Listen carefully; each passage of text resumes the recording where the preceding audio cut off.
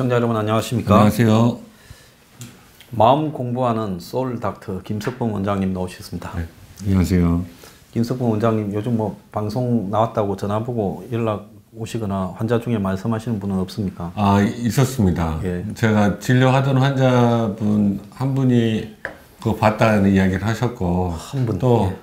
부산에서 저한테 오고 싶다고 전화를 하셔서 제가 그 근처에 그 아주 훌륭하신 선생님을 소개시켜 드렸고, 그렇게 말씀하실 줄 알았습니다. 또 안산에서 한 분이 오셨었어요. 예. 그래서 제 아드님 문제 때문에 그래서 그 아들 조언을 좀 해드리고 예. 그랬던 것 같습니다.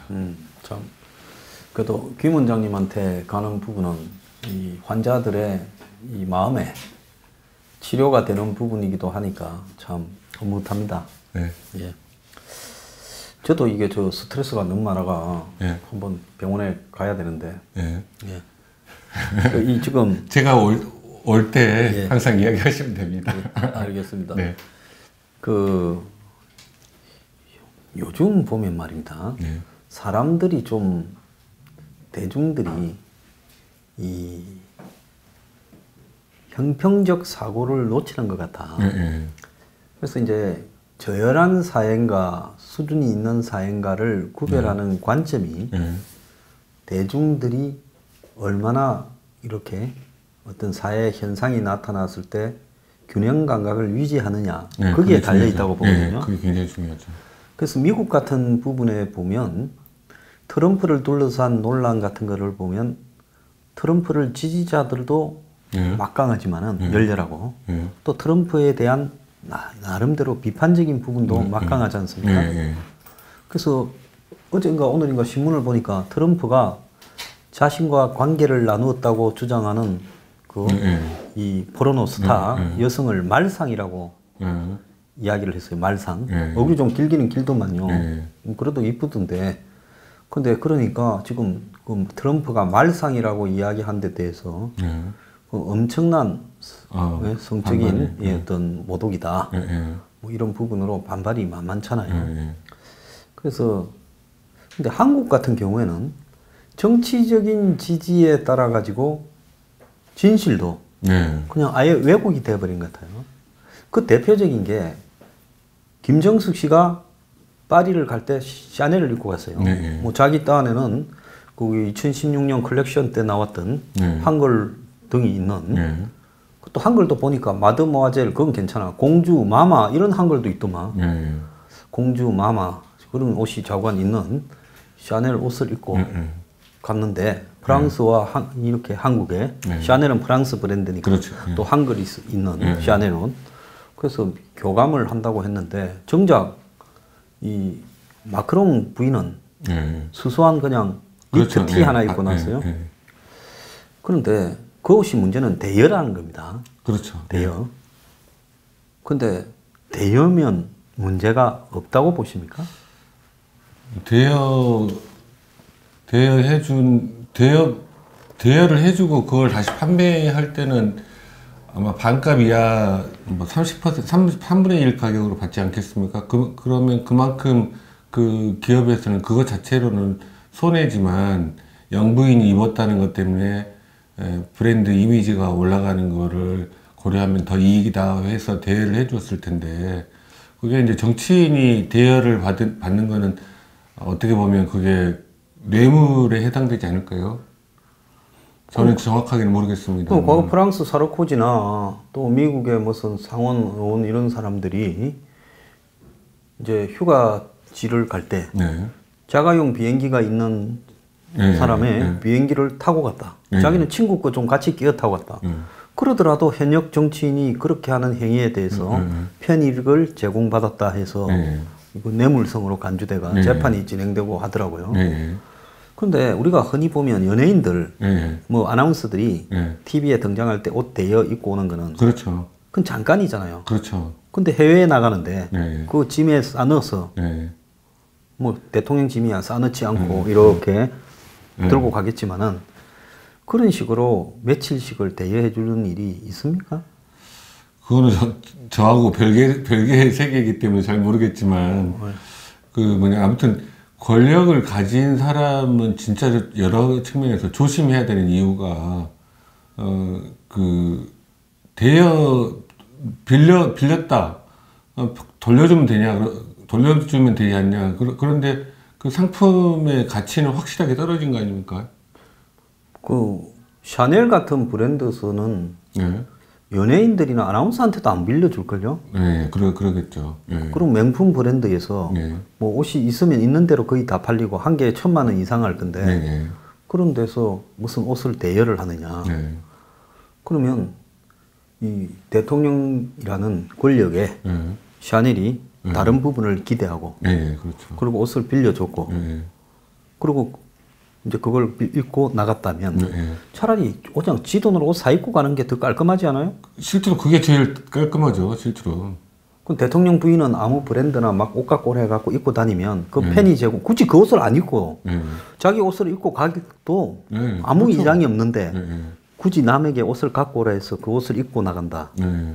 샤넬이 무슨 뭐 억지로 이거 입고 프랑스 가십시오 이럴 리는 없지 않습니까?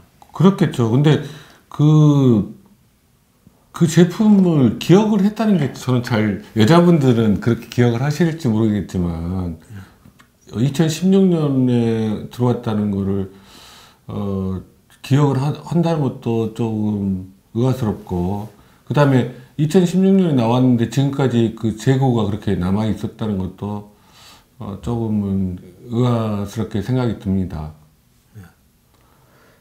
그래서 만약에 과거처럼 네.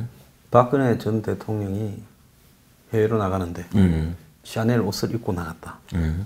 대여가 아니라 사서 입고 갔다 하더라도 네. 사서 입고 가면 이 특권층을 그렇죠. 서민의 삶을 모르는 졸부 행태라고 비판할 거고 네. 그 다음에 빌려서 입고 가면 네. 그건 준뇌물이라고 네. 비난하지 않겠습니까? 그러겠죠. 근데 국가 외교에 기여한다는데 쪼잔하게 그런 문제를 가지고 시비를 거냐 네. 뭐부터 시작을 해서 네. 그렇게 대통령 영부인이 한국을 좀 알리겠다라는 걸 그것도 배가 아파가지고 네. 난리냐. 네. 평론가들이나 언론이나 댓글이나 네. 이렇게 이야기가 그렇죠. 주예요. 네. 이게 정상이라고 봅니까? 그러니까 자기가 속한, 자기가 지지한다는 그 집단에 같이 휩쓸려 가는 거죠. 그러니까 객관적으로 그거를 제3자 입장에서 판단을 하지 않고, 그러니까 자기가 지지를 하는 사람이 있다고 할 때 그 사람이 잘못한 거 있으면 잘못했다고 이야기를 할 수가 있어야 되는데, 보통 우리나라 지금 그 인터넷상에서 보면 한쪽으로 이렇게 몰려 있어요. 그러니까 그 자기가 지지하는 사람은 무슨 일을 해도 그 사람 입장에서 북한식으로 내재적 관점으로 바라보고 거기에 맞춰서 해석을 하고, 또 반대쪽에서는 아무리 옳은 이야기를 해도 그 예를 들면 조선일보에서 맞는 이야기를 해도 조선일보가 조선일보에서 하는 말이 맞겠어? 그런 식으로 이야기를 하거든요. 한마디로 기사를 읽어보지도 않고 그냥 어디에서 그 나온 뉴스다 그러면 아예 보지를 않는 그런 객관적인 부분이 결여된 부분들이 지금 우리나라의 혼란을 야기하고 있는 것으로 저는 생각이 들고요. 미국이 이렇게 세계 그 최강대국이 될 수 있는 이유도 아까 우리 황소장님께서 말씀하셨던 것처럼 어떤 사건이 있었을 때 거기에서 나름대로 객관적인 판단을 하는 사람들이 그 더 많은 퍼센트를 차지하고 있기 때문에 미국이 잘못된 길로 빠져가지 않는 그런 거가 있지 않나. 우리나라는 지금 한쪽으로 굉장히 이렇게 치우침이 강한 그런 측면이 있어서 저는 그래서 지금 현재 이 상황을 더 걱정하고 있습니다. 그러다 보니까 이제 폐해가 뭔가 하면 한국 사람이 미국을 이해하는 것도 한국식으로 이야기해요. 네. 이제 트럼프를 추종하는, 맹목적으로 추종하는 네. 일부 뭐 종교적인 문제나 또 그렇죠. 일부 뭐 거구적인 네. 부분에 있는 사람들이 트럼프를 맹목적으로 추종해요. 트럼프가 하는 모든 일은 옳다고 생각하고 네. 찬양을 해요. 네. 그러니까 트럼프는 우파, 민주당은 좌파. 네. 그 다음에 트럼프를 지지하는 폭스는 우파 언론, 나머지는 좌파 언론. 그래서 나머지 언론을 인용하면 황장수 너는 좌파 언론을 인용하냐. 이게 한국식의 좌우 개념을 미국에다가 갖다 들이미는 거예요. 맞습니다. 그럼 얼마나 잘못된 부분이에요? 실제로 지금 미국의 좌파 정당이라는 그 거구들이 봤을 때 나는 그런 사람 거구라고 생각합니다. 민주당이나 워싱턴 포스트나 뉴욕 타임스나 CNN이나 또 그런 사람들을 언론을 정당을 지지하는 사람들이 트럼프가 하는 저런 대북 협상에 이의를 제기하고 의회에서 반대하고 싱크탱크에서 목소리를 높이지 않았다면 지금 한국이 그렇죠. 지금 여기에서 버틸 수가 있겠어요? 한국의 대통령도 지금 유럽을 가가지고 북한 대북 제재 해제해라, 종전선언 평화협정 해라고 다니고 있고 한국 세금으로 비행기 전선에서 다니면서 그 다음에 한국 정부가 송두리째 거짓거리를 하고 있고 북한에 트럼프도 지한테만 구미만 맞으면 붙으려고 그러는데 아직 계산이 안 맞아서 저러고 있는 거고 그러게 전부 다 이러고 있는데 그러면 미국 사람들이 봤을 때 한국 국민들도 여론조사에서 보면 60, 70%가 북한하고의 무슨 평화에 찬성한다고 그럼 미국 입장에서 봤을 때는 정권, 정부, 국민이 다 저짓거리를 하고 한국 언론들도 대부분 그런 걸 옳다고 하면 그럼 미국은 이거 버리고 그냥 북한하고 딜치고 끝내버린다고 할 건데 그 미국에서 양식이 있는 세력들이 견제를 해서 버티는 거 아니에요? 그렇죠. 근데 이 사람들이 좌파예요? 좌파 아니죠. 그러니까 우리나라엔 좌파든 우파든 세상을 바라보는 시각이요. 한국식의 이런 저질적 관점으로 세상을 바라보는. 그러니까 균형 감각을 상실하게 되면은 개인도 힘들어지지만 그 어떤 국가도 굉장히 힘들어지게 됩니다. 그러니까 좌파든 우파든 자기 자신이 객관적으로 봤을 때 옳다고 생각하면은 옳다고 같이 주장에 동조해 주는 게 필요하고 또 자기가 지지하는 사람이라고 할지라도 잘못된 부분이 있으면 이거는 잘못된 거다라고 이야기를 할 수 있고 주장을 하는 분위기가 되어야지 국가가 그 흔들흔들 하는 일이 줄어들게 되고 안정감 있게 국가가 유지될 수 있거든요. 개인의 삶도 마찬가지입니다. 개인의 삶에서도 예를 들면 광신도들 있지 않습니까?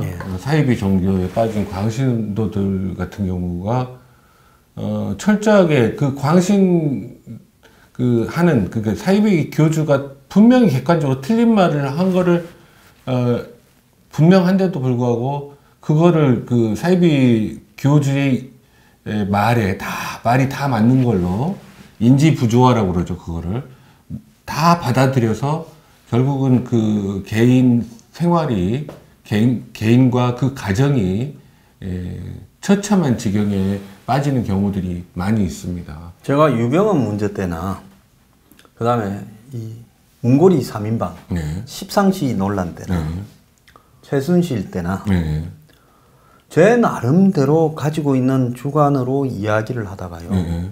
이 보수 진영 안에서 저한테 던지는 돌팔매가 엄청나더라고요. 그래서 제가 우리 사회의 좌냐 우냐 보수냐 뭐 진보냐 무슨 뭐 이걸 나누는 기준이라는 것이 그야말로 조폭식 떼거리 문화이지. 네, 맞습니다. 여기에 상식이 거의 없더라는 걸 제가 느꼈어요. 특히 바 문화가 다 그래요. 그 다음에 실질적으로 우리 사회를 이 좌파 쪽의 뒤에 배경에 움직이고 있는 논리의 중점에는 북한이라는 이 엄습한 이 부분에 대해서 강하게 비판하는 사람이 좌파 쪽에 살아남을 수가 없어요. 제가 또 뭐 그런 부분 때문에 일찌감치 나왔지만은 제가 잘 아는 분 중에 전설적인 그 장기표 선배가 있습니다. 그분이 굉장히 진보적인데요. 오리지널 진보인데 이분이 북한에 대해서 엄청 비판적이에요. 과거 자신이 북한 문제에 관해서 좀 누명도 써가 깜방 생활도 했음에도 이선실 사건 때 그런데도 굉장히 비판적이에요. 근데 그분이 거의 한국 좌측에서는 그냥 그렇죠, 맞아요. 버림을 받았어요. 그리고 이 우측에서는 재벌이라는 부분에 대해서 재벌도 긍정적인 부분을 이야기할 수 있고 재벌의 부정적인 폐해를 이야기할 수도 있고 또 재벌이라는 부분이 우리 사회를 움직이고 있는 이 지배하는 이데올로기 부분, 자유시장 경제라고 흔히 이야기하는 한국의 신자유주의. 그런 부분에 대해서 비판을 하면요. 좌파예요. 니는 황장수는 아직도 황장수는 위장보수라요. 그래서 이런 식으로 한쪽의 진영에 들어가서 거기에 숨어서 그 논리에 따라서 할 것 같으면 그게 짐승이지 사람입니까? 그렇죠. 제가 말이 좀 심합니까? 그러니까 제가 계속 말씀드렸듯이 그 우리 황 사장님께서 말씀하시는 부분은 우리 개인의 가치가 중요성을 우리들이 꼭 알아야 됩니다. 그 개인이 집단에 숨어 들어가면 편한 것 같지만 개인의 가치는 말살되거든요.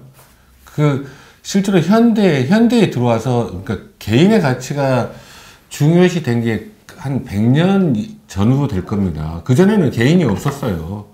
그러니까 그렇죠. 집 왕정 시대에.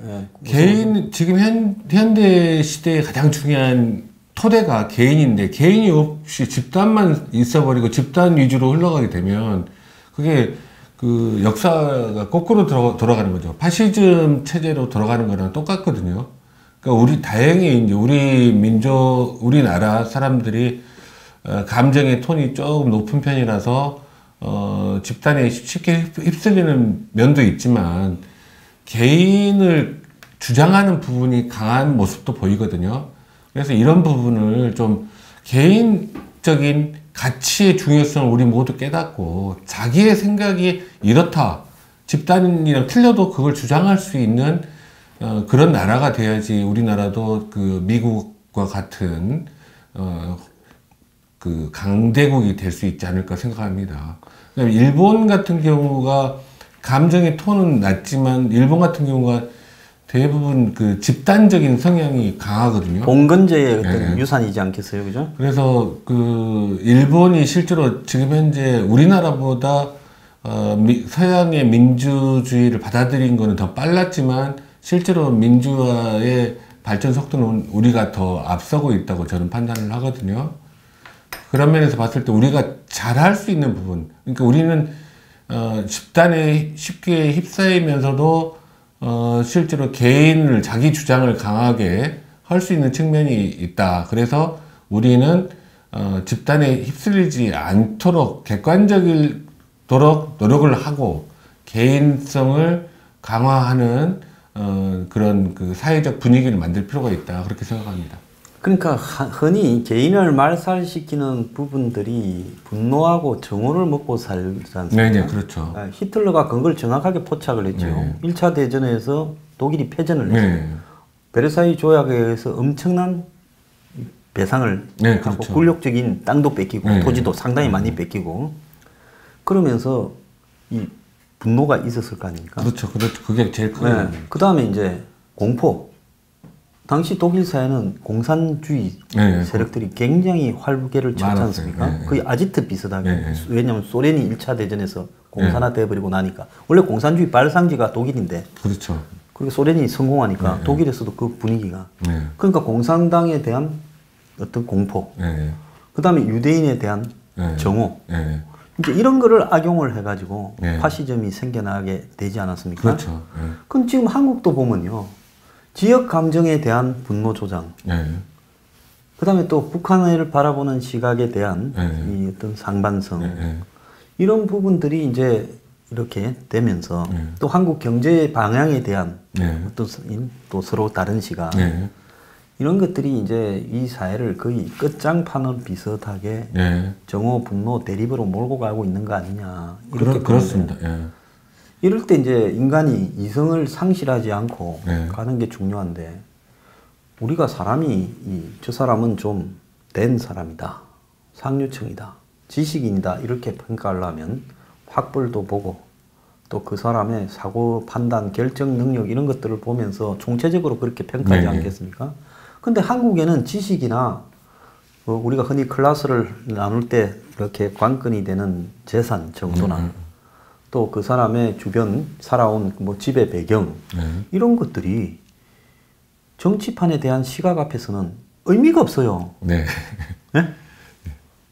그다음에 고향이 더 중요하기도 하고 그렇다면 사람이 이렇게 살면서 노력해서 싸울 수 있는 거는 한국에서는 없는 겁니까? 뭐 어떤 그러니까 그 바 문화가 그 1990년대 말부터 그 본격적으로 그 언론에 거론이 되기 시작했는데 이 바 문화가 굉장히 잘못되어 있는지 알면서도 그 집단 내에 속해 있을 때 대부분 안도감을 느끼거든요. 그 군중은 집단에 속해 있을 때 개인으로 남아있을 때는 항상 자기는 외롭고 불안하고 언제 어떻게 무슨 일을 당할지 모르지만 집단 속에 있으면 자기에는 강한 존재가 된다라는 그런 느낌을 주기 때문에 대부분 집단에 속하려고 합니다. 근데 그런 부분들이 우리 시대의 발전을 막고 있다는 거를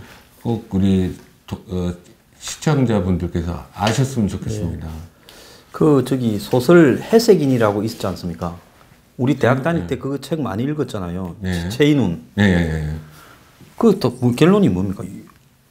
여기 저기에도 이것도 틀렸을 수 있고 저것도 틀렸을 수 있는데 비판을 제기하면 어디에도 속하지 못해서 흰색도 아니고 검은색도 되지 못하는 해석인이다. 그렇게 지금 이야기를 하는 거 아닙니까? 그래서 이 지금 우리 사회에 이런 심각한 이런 정오, 분노, 대립, 공포를 악용한 정치 행태들에 대해서 이거 진짜로 바뀌어야 돼요. 이거는 국가를 사분오열시킬 뿐만 아니라 국민들을 정신적인 문제를 유발하게 만드는 거거든요. 그러니까 바 문화가 공교롭게도 파시즘이랑 발음도 비슷하네요. 파시즘으로 갈 수 있는 그 토양이 되거든요. 그러니까 항상 냉정하게 벌어지고 있는 일을 냉정하게 바라볼 필요가 있습니다. 그런 개인들이 많아지면 그 사회나 국가가 달라집니다. 자, 그 이제 이 문제와 더불어서 하나 더 이야기를 하고 싶은 게 지금 이제 유튜브에 대한 이제 가짜 뉴스 논란의 이제 핵심에 보면 여러 가지 거짓 사실들을 이제 이야기를 한다 이런 부분이 있는데요. 여기서 이제 중요한 거는 저 이제 황장수 뉴스 브리핑에도 이런 거 저런 거를 다뤄달라고 댓글을 올리는 분이 많아요. 쌀값이 왜 올랐는가. 솔직히 쌀값 하면 제가 전문가 아닙니까? 오랫동안 그 문제에서 종사하고 한국에 직접 지불제도 도입이나 이런 일에 제가 깊숙이 관여를 했어요. 근데 지금 쌀이 생산량이 크게 줄지는 않았는데 쌀값이 왜 저렇게 많이 오르는가에 대해서 저도 이해가 가지 않는 부분이 있지만은 그렇다고 해서 그 쌀을 지금 북한에 줬다라고 하는 부분에 증거를 제가 어디에도 아직 못 찾고 있어요. 쌀 재고량이나 이런 것들을 분석을 나름은 하고 있는데요. 그렇기 때문에 내 스스로 이것은 북한에 줘서 쌀이 이렇게 없다라고 결론을 못 내리니까 말을 못 하는 거예요. 그렇죠. 어느 시점 되면 제가 이야기를 할 겁니다. 쌀 문제에 대해서.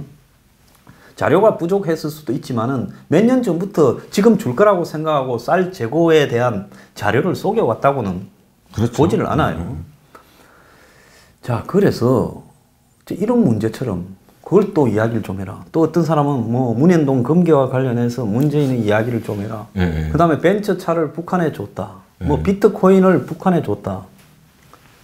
자, 그래서 이제 그런 문제를 다뤄달라고 솔직히 말하면 유튜브의 방송 중에서 제목 막 벌겋게 달아가지고 그런 이야기를 하는 분도 많아요. 아니, 내가 작정하고 소설을 쓰기로 말하면 그거 멋있게 다뤄서 재미있게 막 능력이 없어서 못하겠습니까? 그런데 대중의 그런 이 뭔가 말초신경을 자극하고 분노를 자극하는 그런 부분을 하게 되면 제 스스로가 저도 그게 사실이 아니라고 생각하는 문제거나 사실이라고 확신하지 못하는 문제에 대해서 그렇게 저한테 자극을 준다고 제가 내 조회도 올리고 또 이렇게 구독도 올리려고 해야 되겠다 이러면 제가 나쁜 사람이죠. 그 페이퍼 컴퍼니 그 뭡니까 옐로우 페이퍼. 그렇죠. 옛날에 부산에 가면 그런 거 많았어요. 뭐 주간 부산이니 무슨 주간 국제니 보면 막 여성들을 반쯤 벗겨놓고 막 이상한 글들이 엄청 팔렸어요. 그래서 그 왜 그런 대중들이 그런 걸 받으면 순간적으로만 짜릿할지 몰라도 그게 행복해집니까? 아무튼 그 시절에는 이제 고속버스를 타면 그런 옐로우 페이퍼를 들고 타시는 분들이 많았고 그랬는데 이제 그게 이제 그거는 저는 이제 어떻게 해석하는 측면이 있냐면, 그러니까 문화에는 고급 문화도 있지만 저급 문화도 있거든요. 고급 문화, 저급 문화 다 유통이 될 수 있도록 하는 게 좋다고 생각합니다. 그러니까 어떤 국가적 차원에서 어떤 문화는 고급 문화니까 양성을 해야 되고 어떤 문화는 저급한 문화니까 그냥 뭐 이렇게 말살을 해야 된다 이렇게 돼가면 이게 그거 자체가 아까 이야기했던 그런 파시즘 국가에서 하는 일이거든요. 그러니까 개인의 다양성, 개인들이 자기의 취향대로 선택할 수 있는 자유를 주는 것이 중요하고, 그리고 실제로 그렇게 오픈되면 생각보다 또 오픈이 됐을 때는 그런 독자들이 그런데 현혹되는 일이 적게 되는 거죠. 그러니까 그 유튜브 방송에 대해서도 지금 그 문정권이 잘못하고 있는 게 자꾸 유튜브를 가짜뉴스 생산 근원지다라는 식으로 이야기를 하면서 탄압을 하는 시도를 시작하면 이게 오히려 유튜브에 결국은 생명력을 더 주게 될 거라고 저는 생각하거든요. 이 실제로 다중이 모이는 이런 의견 교환이 되는 곳에서는 대부분 어떤 특별한 경우를 제외하고는 대부분 자율 정화 기능이 작동이 되더라고요, 보니까. 그래서 너무 극단적으로 이상한 이야기들은 그것들은 저절로 소멸하는 측면이 있다고 저는 생각을 합니다. 그리고 이제 우리 황 소장님께서 이 방송을 객관적이고 증거에 입각한 보도를 하시려고 노력하시기 때문에 결국은 끝까지 살아남는 방송이 되지 않을까 저는 그렇게 생각합니다. 네. 그래서 흔히 이 포르노라는 것이, 우리는 뭐 포르노라는 표현을 쓴다면 그 포르노라는 것이 여성을 이렇게 벗겨가지고 성적으로 파는 행위를 포르노라고 이렇게 생각하지만 그게 이제 다양한 개념으로 쓰입니다. 음식 포르노라고 하면 요즘 뭐 먹방을 하면서 먹는 걸 가지고 막 자극을 시키면서 상업적으로 막 대중들에게 주입하는 이것도 음식 포르노라고 볼 수도 있고 지금 대한민국에는 이 좌우를 막론하고 정치 포르노가 유행하는 것 같아요. 그러니까 정치라는 소재를 가지고 아주 자극적이고 선정적으로 이걸 갖다가 공박을 벌이면서 그걸로서 이 상업화하는 부분에 보통 문제가 아니라고 저는 보고 있습니다. 그래서 저는 이제 정치 자체를 희화하고 비하하는 분위기가 별로 국가의 발전을 위해서 바람직하다고 생각하지 않습니다. 실제로 정치는 우리나라의 모든 이익의 분배를 하는 거거든요, 정치라는 게. 그래서 모든 국민과 관련이 돼 있고, 모든 국민의 생활과. 그래서 그 정치를 비하하고 희화하는 것보다는 정치가 지금 어떤 정치인이 올바르게 정치를 하려고 애를 쓰는가 하는 측면에 초점을 맞춰서 그 사안을 바라봐야 된다고 생각합니다. 그래서 제가 굉장히 잘못된 부분이 있고요. 시정돼야 되고 비리고 또 밝혀져야 될 부분이지만 유치원 문제입니다.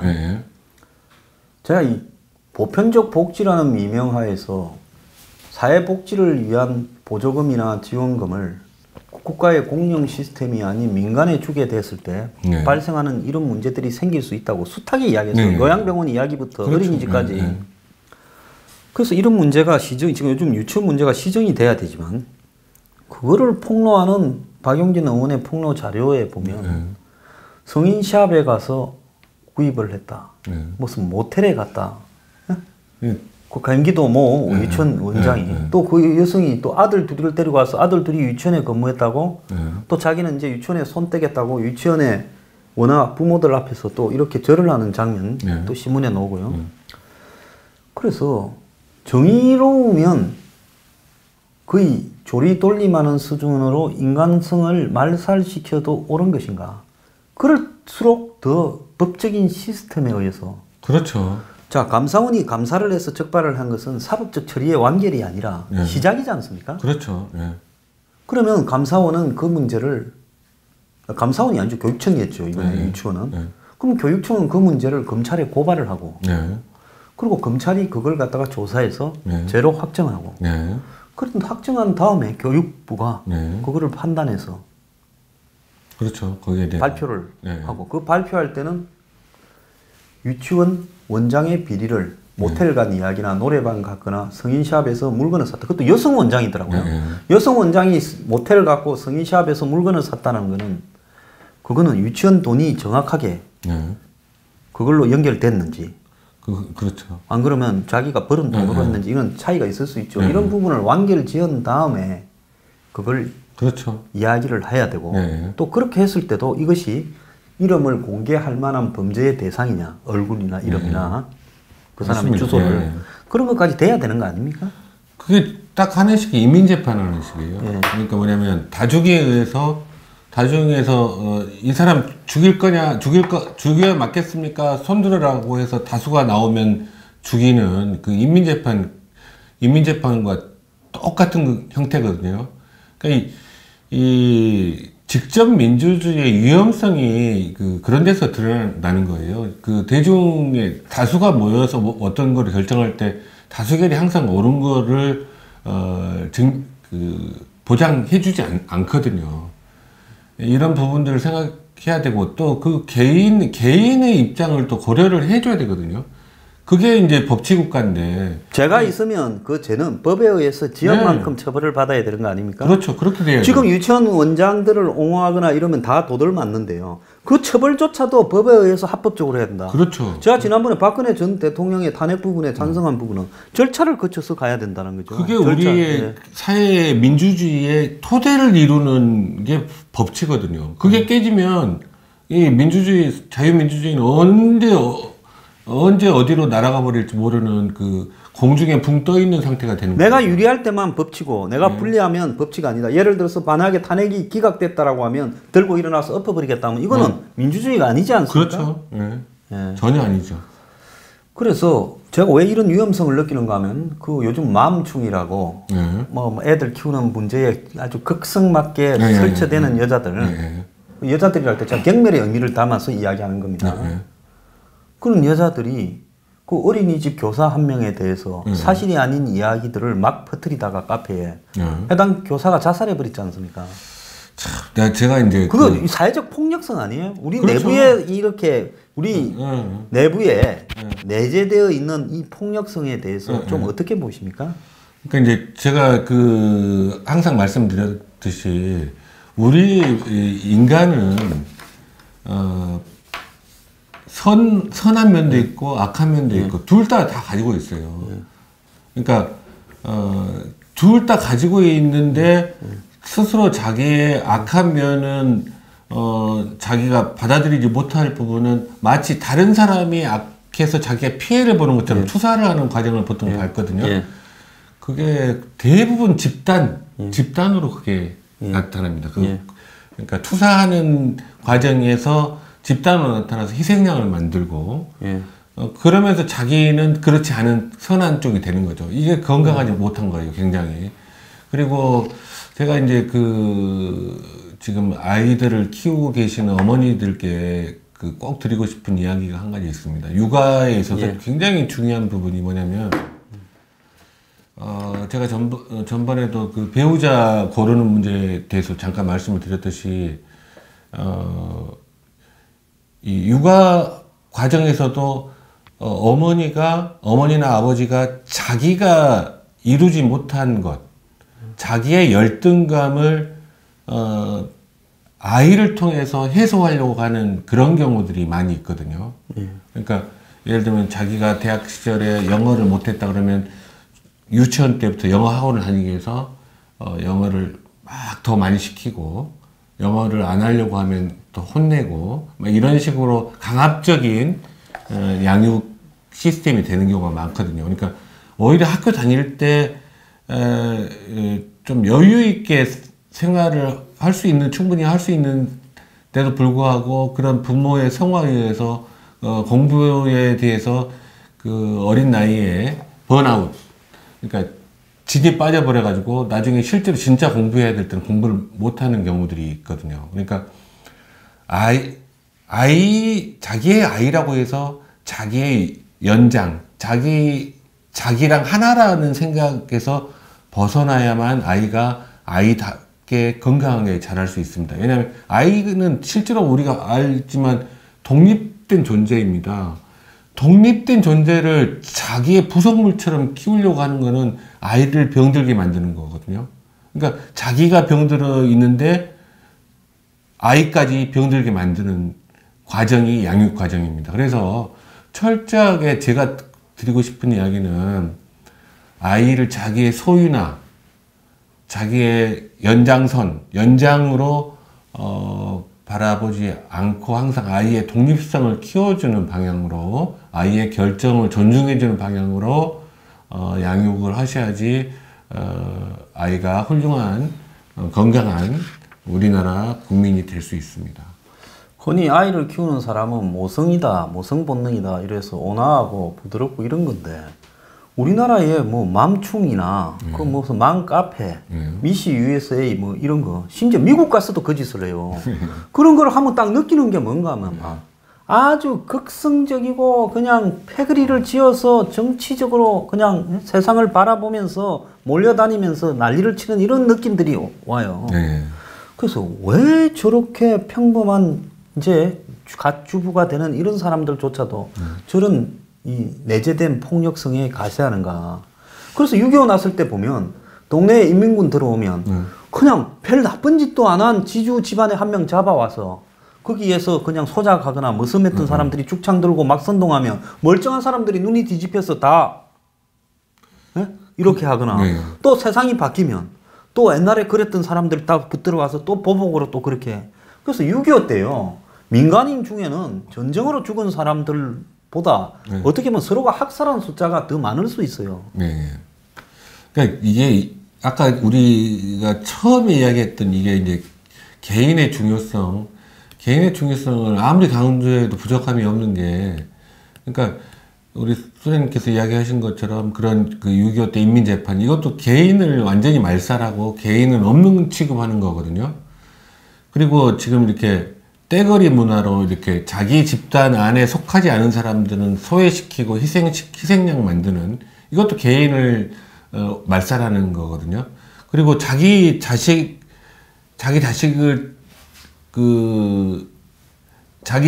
자기의 열등감의 만회를 위해서 이용하려고 하는 그런 관념들 자체가 결국은 건강한 개인을 만들지 못하는 겁니다.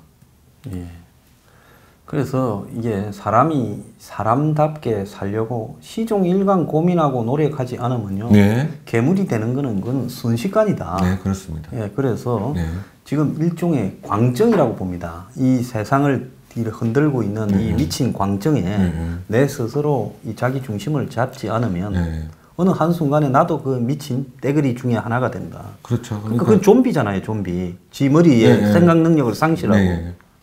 그러니까 이제 군중심리라는 책을 보면 그게 이제 확실하게 그 이야기가 나오지 않습니까? 개인이 군중이 되면 전혀 생각을 못 합니다.